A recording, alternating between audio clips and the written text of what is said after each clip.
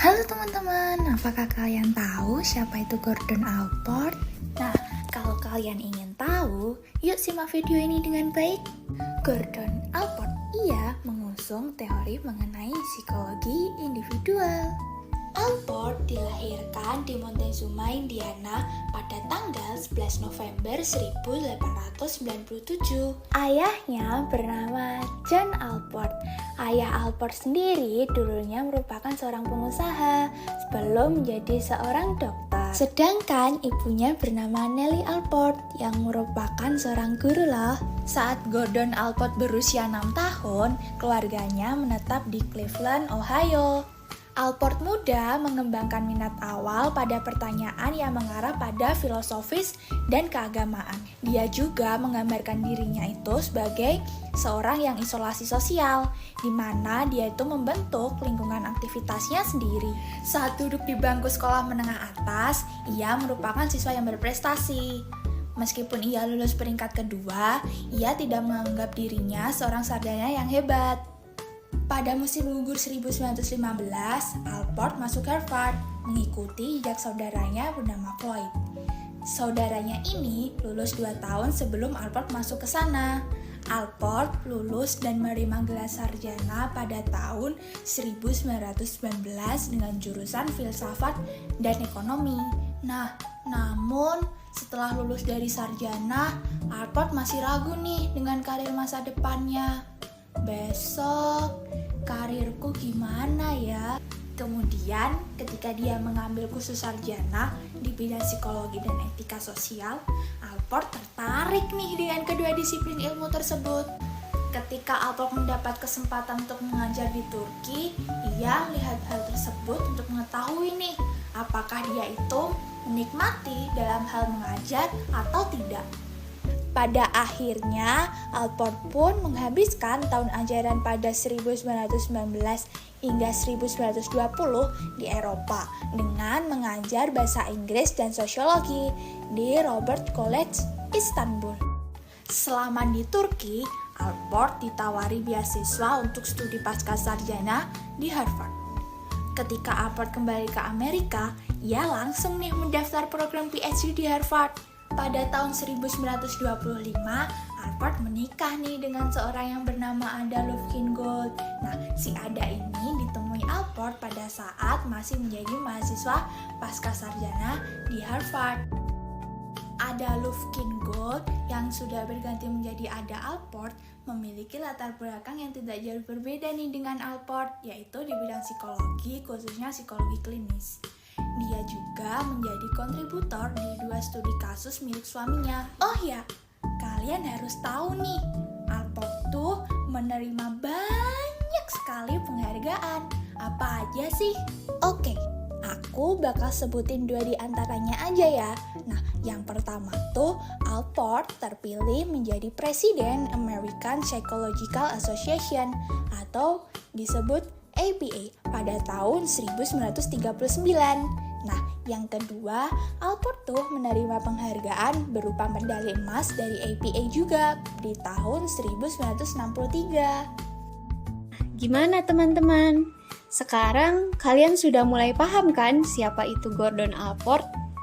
Selanjutnya, kita akan membahas apa saja teori yang diungkapkan oleh Allport. Tetap simak video ini sampai akhir ya. Pendekatan Allport terhadap teori kepribadian. Apa sih yang kalian ketahui tentang kepribadian?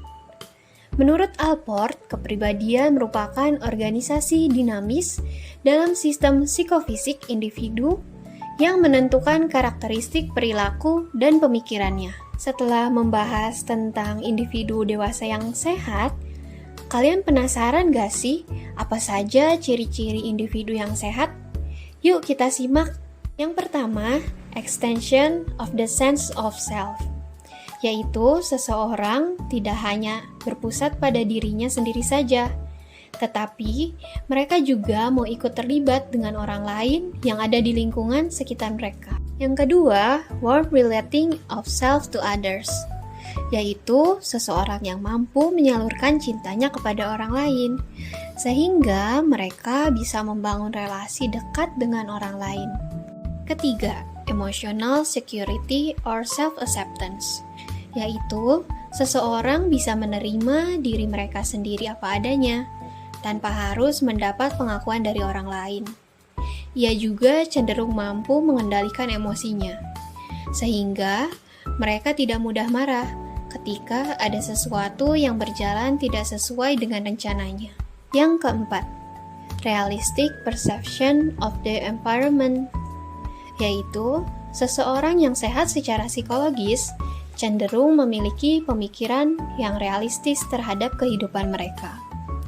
Mereka tidak hidup dalam hayalan, sehingga harapan yang mereka miliki itu sesuai dengan kenyataannya. Yang kelima, ada insight and humor.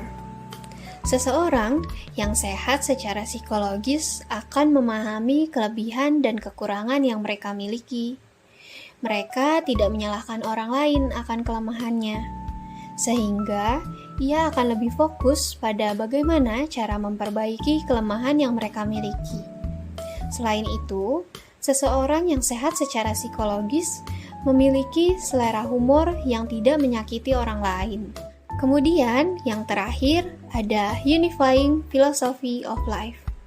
Seseorang yang sehat secara psikologis memiliki pandangan yang jelas terhadap apa yang ingin mereka capai dalam hidupnya. Struktur kepribadian.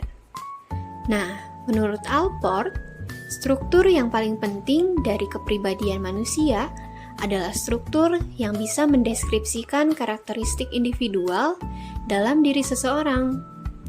Karakteristik individual dalam teori Allport dikenal sebagai disposisi personal. Disposisi personal? Apaan ya? Jadi, disposisi personal adalah kecenderungan atau kebiasaan yang dimiliki oleh seseorang dalam respon situasi atau lingkungan tertentu. Menurut Allport, terdapat 3 level atau tingkatan disposisi personal. Yang pertama, cardinal traits, yaitu disposisi yang sangat kuat dan dominan dalam diri seseorang, sehingga memengaruhi seluruh perilaku dan tindakan yang dilakukannya. Contohnya, seseorang yang sangat perfeksionis. Kedua, ada central traits, yaitu disposisi yang cukup kuat dan memengaruhi perilaku dan tindakan dalam situasi tertentu. Lalu, apa ya contohnya? Contohnya yaitu seseorang yang ramah dan mudah bergaul. Terakhir, ada secondary traits, yaitu disposisi yang lemah dan hanya memengaruhi perilaku dan tindakan dalam situasi yang sangat spesifik. Contohnya, seseorang yang hanya suka makan makanan tertentu. Disposisi personal itu dibagi menjadi 2 jenis. Pertama, motivational disposition, yaitu berkaitan dengan motivasi yang mendorong seseorang untuk melakukan sesuatu. Sedangkan stylistic disposition berkaitan dengan cara seseorang untuk melakukan sesuatu. Kita sebagai manusia mempunyai disposisi motivasional untuk memakai pakaian, karena kebutuhan dasar kita agar tetap hangat. Tetapi, cara berpakaian tiap orang berbeda-beda. Inilah yang ditentukan oleh disposisi stylistik pribadi seseorang. Kemudian, ada yang dinamakan proprium. Nah, apa itu proprium? Bagian inilah yang membuat seseorang menjadi dirinya sendiri, unik, dan berbeda dari orang lain. Dalam bahasa yang lebih sederhana, proprium itu seperti jiwa atau esensi kita sebagai individu. Ada perilaku yang dianggap layak menurut proprium itu sendiri.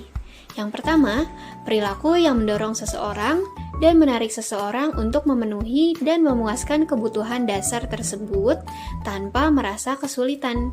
Yang kedua, ada tribal customs atau adat, kebiasaan yang dimiliki seseorang atau kelompok, seperti cara berpakaian, cara menyapa orang lain, dan cara berperilaku sesuai aturan adat. Dan yang ketiga, ada perilaku kebiasaan.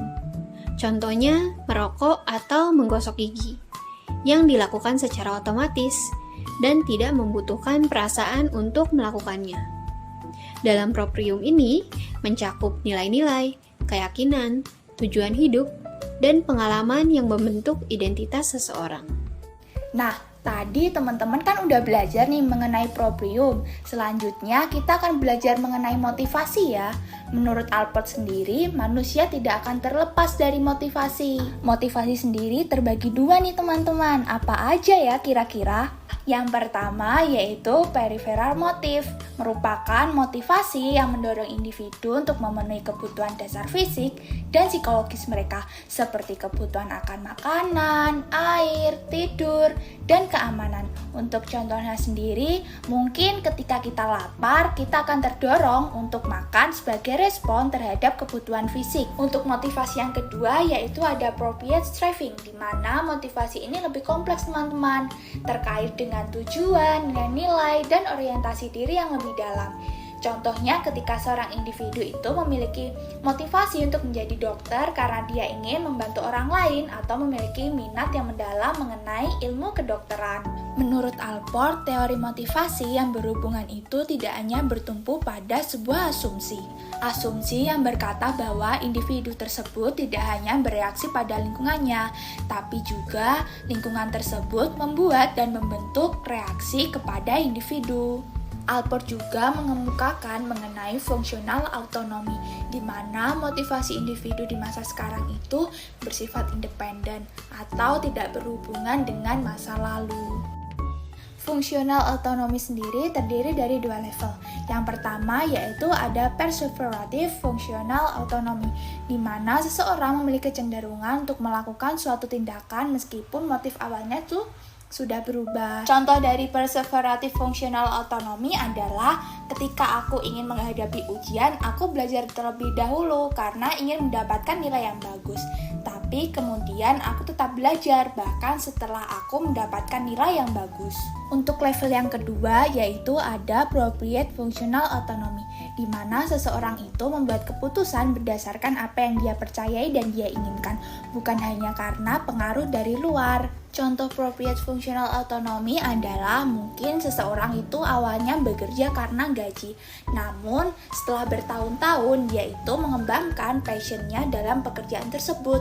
Dia lembur dalam bekerja, bahkan mengembangkan hobinya yang berkaitan dengan pekerjaan yang dia pegang. Kemudian ada kriteria functional autonomy, di mana perilaku seseorang akan tetap berlanjut bahkan ketika motivasi untuk hal tersebut sudah berubah. Contohnya adalah awalnya seorang anak termotivasi untuk berjalan karena apresiasi dari orang tuanya, namun setelah itu dia berjalan karena ingin meningkatkan kemampuan pergerakan. Lalu, ada nggak sih yang bukan termasuk fungsional autonomi? Tentu saja ada. Terdapat 8 proses yang bukan fungsional autonomi.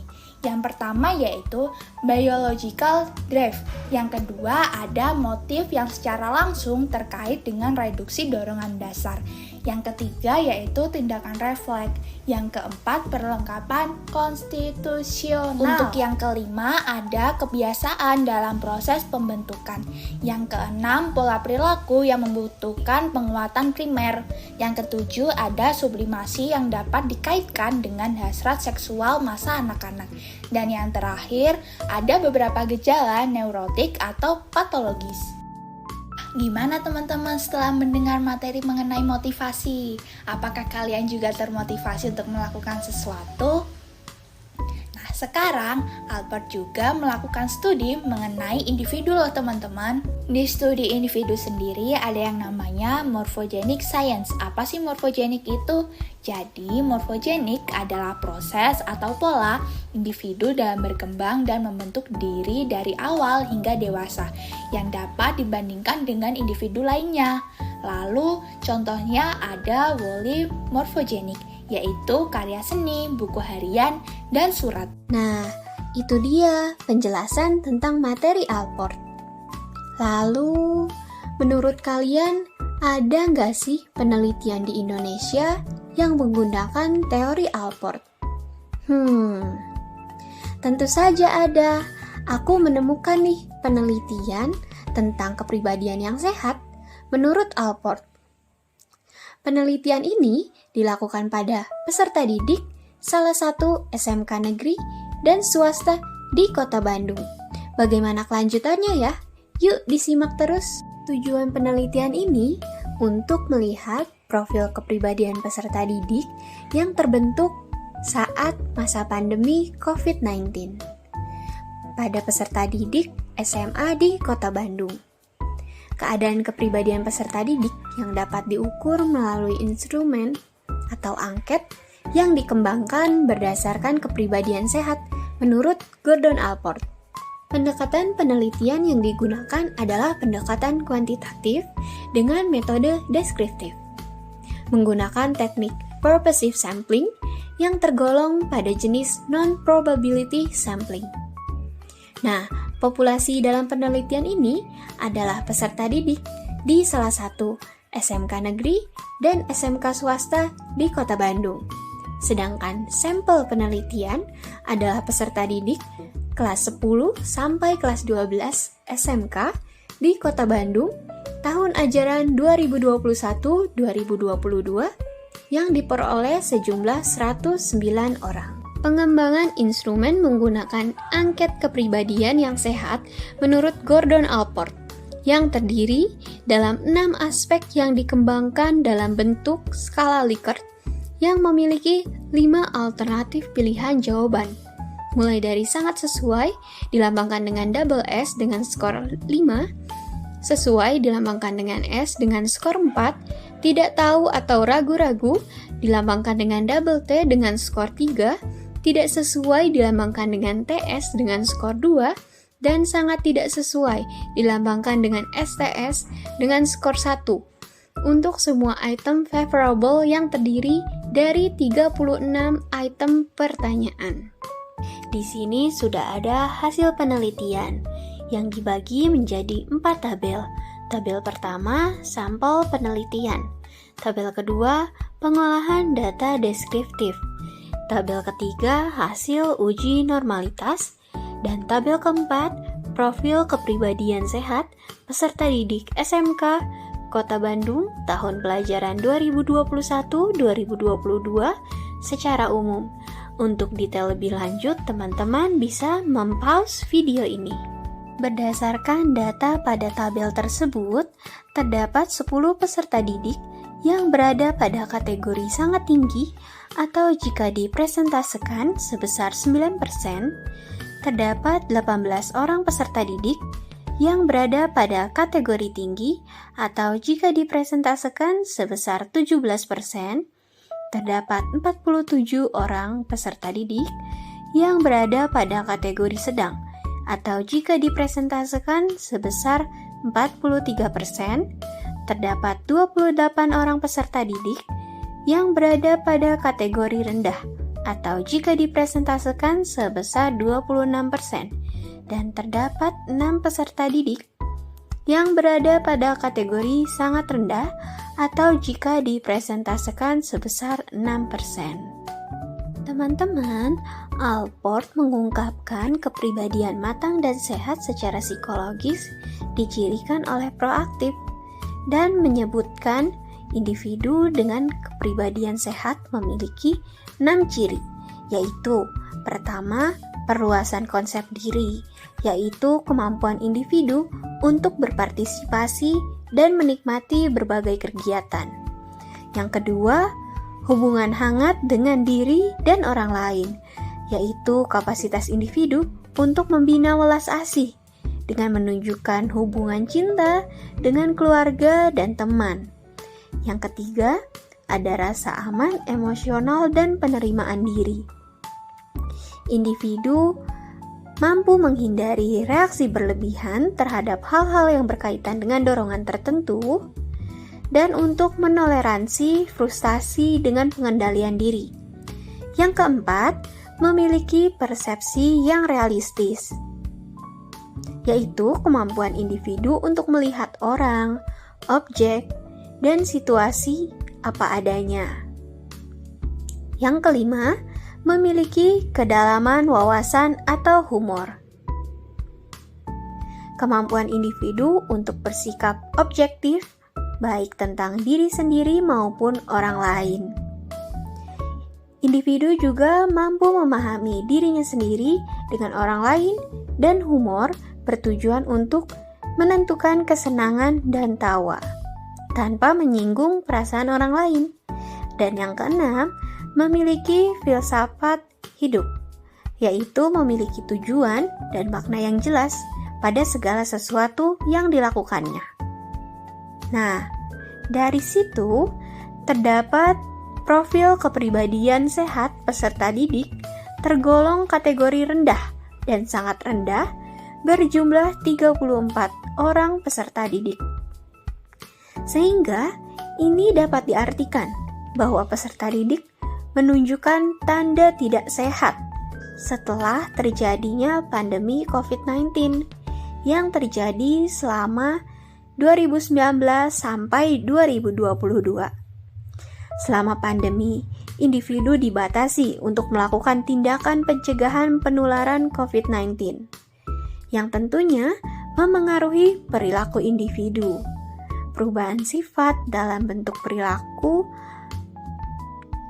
pada konseli merupakan respon terhadap lingkungan. Allport menjelaskan bahwa sifat yang muncul pada perilaku individu dapat terjadi karena perubahan lingkungan, tekanan dari orang lain, dan konflik internal. Terbatasnya interaksi peserta didik pada masa pandemi COVID-19 menjadikan peserta didik menjalin relasi yang terbatas, yang seharusnya peserta didik menjalin relasi dengan keluarga, teman, guru, dan orang-orang di sekitarnya menjadi sangat terbatas. Peserta didik juga diharuskan melakukan pembelajaran daring, yang memiliki dampak negatif menyebabkan peserta didik jenuh, frustasi, dan mengalami kebosanan. Tugas-tugas yang dibiarkan menumpuk dan tidak dapat terselesaikan dengan baik dan tidak mampu mencari solusi di kalangan peserta didik menjadikan tugas dan pembelajaran yang cukup menyita dan menjadi sumber stres. Dengan demikian, perilaku tersebut menunjukkan ketidaksesuaian dengan ciri kepribadian sehat yang diungkapkan oleh Allport, di mana ciri individu yang sehat memiliki filsafat hidup, memiliki persepsi yang realistis, dan memiliki rasa aman emosional dan penerimaan diri. Sebanyak 34 orang peserta didik atau sebesar 31% berada pada kategori rendah dan sangat rendah, yang berarti perlu mendapatkan perhatian lebih guna membantu tercapainya perkembangan optimal pada peserta didik. Salah satu upaya yang dapat ditempuh sekolah adalah melalui peran bimbingan dan konseling. Konselor sekolah perlu fokus untuk mengembangkan kepribadian sehat seperti yang dikemukakan oleh Gordon Allport. Kepribadian yang sehat dicirikan dengan individu yang memiliki perluasan konsep, memiliki hubungan hangat dengan diri dan orang lain, persepsi yang realistis, rasa aman emosional dan penerimaan diri, memiliki kedalaman wawasan atau humor, dan memiliki filsafat hidup.